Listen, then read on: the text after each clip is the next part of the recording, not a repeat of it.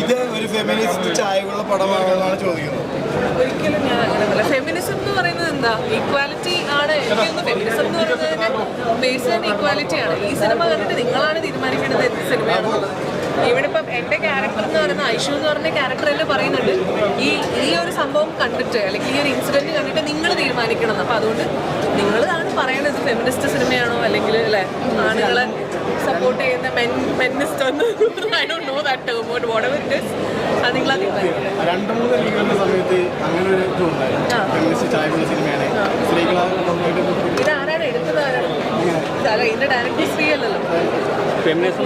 പുള്ളിയുടെ ലെൻസിലൂടെ അല്ലെങ്കിൽ പുള്ളിയുടെ കണ്ണിലൂടെ കാണുന്നതുകൊണ്ട് സത്യം പറഞ്ഞു കഴിഞ്ഞാൽ നമ്മൾ ആലോചിക്കണം. കാരണം നമ്മളൊരു സിനിമ കാണുമ്പോൾ അത് ഫെമിനിസ്റ്റ് ആയിട്ടാണോ നമ്മളതിനെ ചിത്രീകരിക്കുന്നത് അല്ലെങ്കിൽ അതിന് ശരിയുണ്ടോ എന്നുള്ളത് നമ്മൾ തീരുമാനിക്കണ്ടേ. കമൽ സാറിനെ സംബന്ധിച്ച് ഞങ്ങളെ സംബന്ധിച്ച് ഇതിൻ്റെ ഒരു കണ്ടന്റ് എന്ന് പറയുന്നത് കൃത്യമായിട്ട് കാര്യങ്ങൾ കണ്ടു ചെയ്യുക എന്നുള്ളതാണ്. ഒരുപാട് പേര് ഇതുപോലെ ഒരുപാട് കാര്യങ്ങളിലൂടെ കടന്നു പോകുന്നുണ്ട്. അതുകൊണ്ട് സംസാരിക്കണ്ടേ. നിങ്ങൾ സിനിമയാണ് ചിലപ്പോൾ കണ്ടിട്ട് നിങ്ങൾ പറയാം പല റിവ്യൂകളും വരും. ഇപ്പോൾ ആദ്യത്തെ ദിവസമല്ലേ ആയിട്ടുള്ളൂ. കാണുമ്പോൾ എന്തെങ്കിലും കാര്യങ്ങൾ അവർക്ക് എന്താ സംസാരിക്കാനോ അല്ലെങ്കിൽ പ്രതികരിക്കാനോ അല്ലെങ്കിൽ അതിനൊരു സൊല്യൂഷനൊക്കെ പറയാൻ പറ്റുവാണെങ്കിൽ അത് നല്ലത്. അത് നമ്മളെ സിനിമ കൊണ്ട് കിട്ടുന്നത് നമ്മൾക്കൊരു അഭിമാനമാണ്. Thank you. ഇനിയും കാര്യങ്ങൾ സമൂഹത്തിൽ ചർച്ച ചെയ്യപ്പെട്ട ഒരു വിഷയമാണെന്ന് ചർച്ച ചെയ്യാനായിട്ട് ആൾക്കാർ മടിക്കുന്ന ഒരു വിഷയമാണ്. ഇതിപ്പോൾ ഫാമിലിയിലാണെങ്കിൽ പോലും വൈഫ് പുറത്ത് വീട്ടിൽ പോലും പറയാനായിട്ട് മടിക്കുന്ന അല്ലെങ്കിൽ പാർട്ട്ണർ ഉണ്ടെങ്കിൽ അയാൾ പോലും പുറത്തേക്ക് പറയാൻ മടിക്കുന്ന ഒരു സബ്ജക്റ്റാണിത്. അത് വിവേകാനന്ദനെ റെപ്രസെൻ്റ് ചെയ്യുന്ന ഒരുപാട് ഞാൻ പറയുന്നില്ല വിവേകാനന്ദനെ റെപ്രസെൻ്റ് ചെയ്യുന്ന ഒരുപാട് ആൾക്കാരുണ്ട്. സോ അയാൾ ഒരുപക്ഷെ ചിലപ്പോൾ അയാളുടെ തെറ്റ് മനസ്സിലാക്കുമായിരിക്കും. പക്ഷെ മനസ്സിലാക്കണമെങ്കിൽ പോലും നമ്മൾ ഓപ്പണായിട്ടത് പറയണമെന്നുള്ളതാണ്.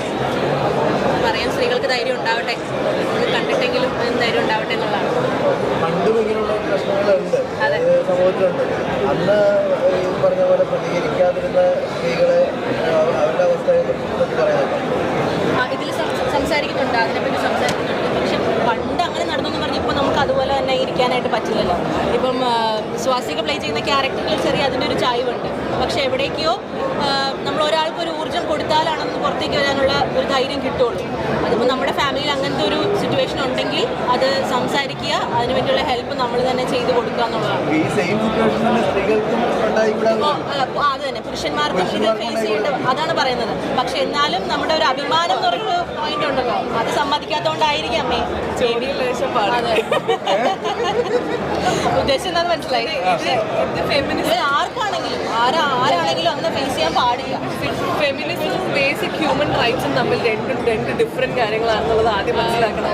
ഇതിൽ ഏറ്റവും കൂടുതൽ ഹ്യൂമൻ റൈറ്റ്സോ അല്ലെങ്കിൽ നമുക്ക് അവകാശപ്പെട്ട കാര്യങ്ങൾ എന്നുള്ള കാര്യങ്ങൾ ആ ഒരു ഡിഫറൻസ് ഉണ്ടല്ലോ, അത് മീഡിയ ആദ്യം മനസ്സിലാക്കണം. എല്ലാം എന്ത് നമ്മൾ പറഞ്ഞാലും അത് ഫെമിനിസത്തിലേക്കോ അല്ലെങ്കിൽ പറയുന്ന ആളെ ഫെമിനിസ്റ്റ് ആക്കി കളയണം. പ്രേക്ഷകർ പറഞ്ഞു കഴിഞ്ഞാൽ നിങ്ങളാണല്ലോ എന്നോട് ചോദിക്കുന്നത്. പ്രേക്ഷകർ പറഞ്ഞു ഞാൻ കണ്ടിട്ടില്ല. അതെ, അപ്പം മീഡിയ സംസാരിക്കുമ്പോൾ അങ്ങനെ ചോദിക്കരുതല്ലോ. നിങ്ങൾക്കും നിങ്ങളുടേതായിട്ടുള്ള ഒരു പോയിന്റ് ഓക്കെ ഞാൻ ക്ലാരിഫൈ ചെയ്യണം. അപ്പോൾ നിങ്ങളൊരു കാര്യം ചോദിക്കുമ്പോൾ നിങ്ങൾ ചിന്തിക്കാതെ ഫിൽറ്റർ ചെയ്ത് സംസാരിക്കരുതല്ലോ. പേഴ്സണലി ഒരു കാര്യം വരുമ്പോൾ നമ്മൾ ആലോചിക്കില്ലേ ശരിയാണോ തെറ്റാണോ.